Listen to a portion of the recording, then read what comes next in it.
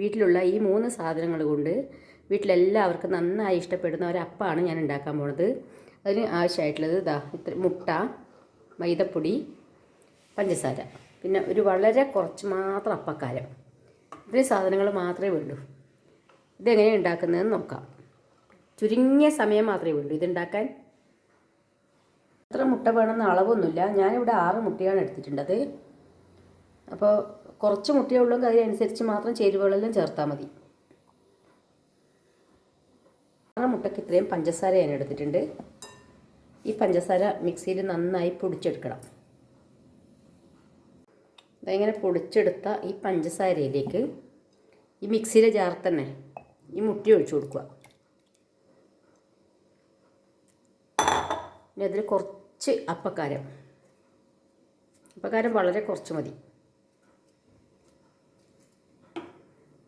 ഇതെല്ലാം കൂടി ഒന്ന് ഈ പഞ്ചസാരയും ഈ മുട്ടയും കൂടി നന്നായിട്ട് ഒന്നുകൂടി അടിച്ചെടുക്കാം. പഞ്ചസാരയും കൂടി നന്നായി അടിച്ചെടുത്ത ശേഷം അതിലേക്ക് മൈദപ്പൊടി ഇട്ട് കൊടുക്കാം.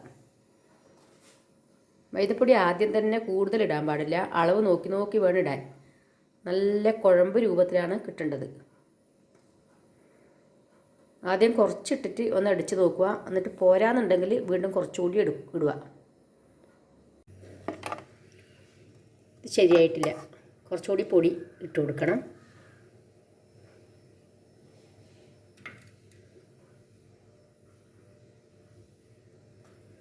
മൈദപ്പൊടി ഇങ്ങനെ പാകത്തിന് നോക്കി നോക്കി വേണം ഇടാൻ. പൊടി കൂടിപ്പോയാൽ കൂട്ട് മുറുകിപ്പോവും.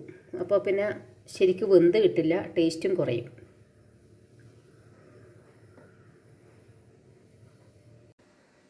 ഈ ഒരു പാകത്തിന് വേണം ഇത് മിക്സായിട്ട് കിട്ടുമ്പോൾ. ഈ ഒരു പാകം ആവണം. കണ്ടില്ലേ?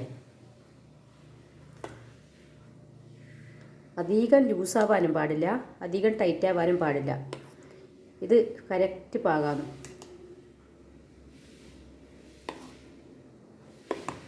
ഇനി ഇതൊരു പാത്രത്തിലേക്ക് മാറ്റാം. ദോശ ഇടാൻ ഉപയോഗിക്കുന്ന ഇരുമ്പിൻ്റെ ദോശക്കല്ലാണ് ഇതിനെടുത്തിട്ടുള്ളത്. ഇത് നല്ലവണ്ണം കല്ല് ചൂടാവണം.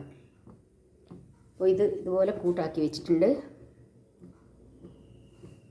കല്ല് നന്നായി ചൂടായ ശേഷം മാത്രമേ കൂട്ടിതിലേക്ക് ഒഴിക്കാവൂ.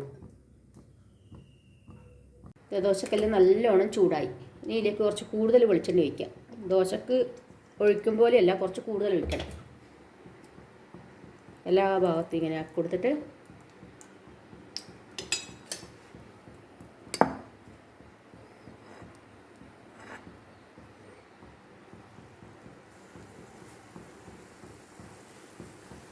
അധികം കട്ടി വേണ്ട. ഇതുപോലെ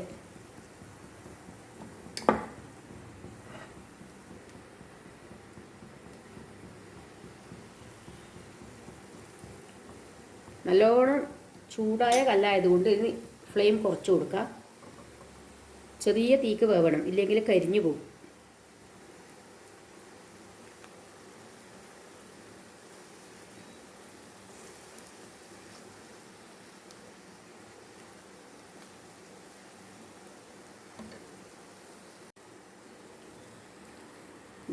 ഇതുപോലെ ചെറിയ തീക്ക് മാത്രമേ വേവിക്കാവൂ, ഇല്ലെങ്കിൽ വല്ലാണ്ട് കരിഞ്ഞു പോവും.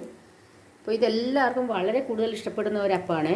വൈകുന്നേരം പിന്നെ കുട്ടികൾ സ്കൂളിൽ വിട്ട് വരുമ്പോഴേക്കും, പിന്നെ പെട്ടെന്ന് ആരെങ്കിലും ഗസ്റ്റ് വരുമ്പോഴെല്ലാം നമ്മളെ വീട്ടിൽ ഒന്നും ഇല്ലെങ്കിൽ വേഗം വളരെ എളുപ്പത്തിൽ ഉണ്ടാക്കാൻ പറ്റിയ ഒരപ്പായത്.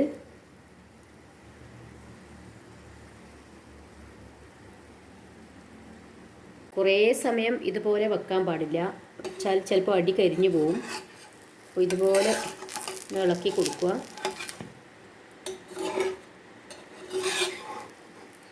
ഇതൊന്ന് തിരിച്ചിട്ട് കൊടുക്കുക. കണ്ടില്ലേ? ചെറിയ സമയം വെച്ചിട്ടുള്ളൂ, എന്നാലും ഇതുപോലെ ആവാതിരിക്കൂല. എങ്ങനെ ഇതുപോലെയാവും?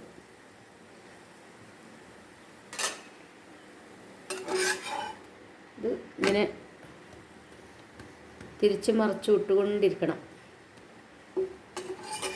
പ്രത്യേകം നോക്കണം, ചെറിയ തീ മാത്രമേ ആവാവൂ. ചെറിയ ഫ്ലെയിമിൽ നിന്നിട്ടാവണം. ഇടയ്ക്ക് ഇങ്ങനെ തിരിച്ച് ഇട്ട് കൊടുത്താൽ മതി.